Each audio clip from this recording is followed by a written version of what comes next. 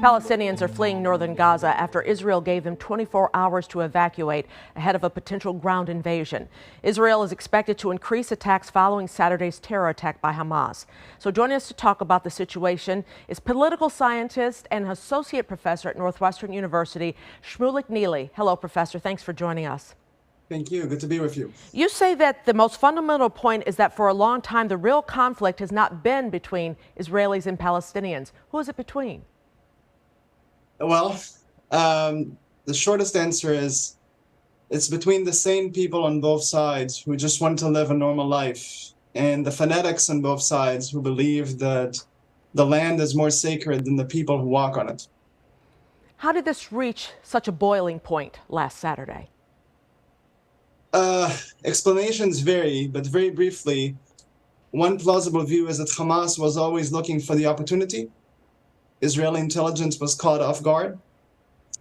And the opportunity was especially promising for Hamas because they needed to scuttle any potential normalization, so-called, between Israel and Saudi Arabia, which would significantly harm their interests.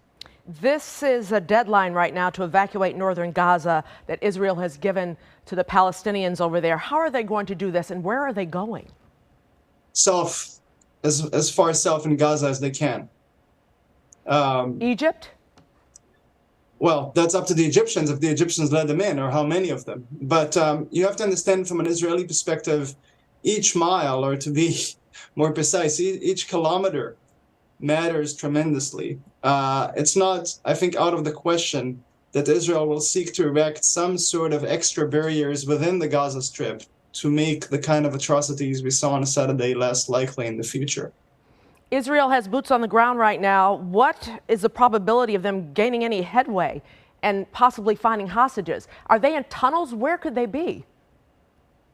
They're very likely in tunnels. The people that they're looking after are in tunnels. I think that's undoubtable. Can they find them?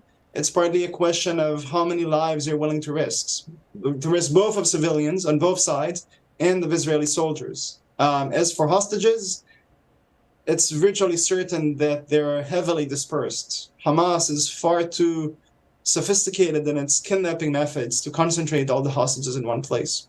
So they'd have to look several areas. We know that for sure. We have a mother and daughter from Evanston who they say are okay and they are hostages, but what on earth could be going on within the areas that they are? Torture, anything like that? It's all possible. I think that Hamas would be extraordinarily foolish to torture U.S. citizens. But then again, frankly, the atrocities we saw on Saturday not only were sheer barbaric behavior, but they were also extraordinarily foolish. I just cannot understand, even in the most cynical mindset, what were these people thinking? Politically, where does the United States stand?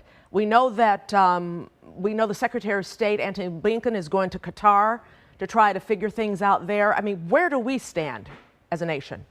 I think President Biden was admirably clear, almost for U.S. president, unprecedentedly clear in his unequivocal statement of support for Israel from the White House. I know from many conversations and news coverage there that there's been, to my mind, almost an unparalleled emotion coming out of Israel at the president's remarks. And I don't think that's a problem, to put it this way. Both as a citizen of the world and as an Israeli, I'm very glad that Joe Biden is in the White House right now. What happens on the ground, not even the President of the United States can control. The Gaza Strip is a 2.2 million people population center that's significantly smaller than Chicago. It's one of the most dense population centers you can think of in the world, in terms of per capita density. The tunnels only add to the complexity.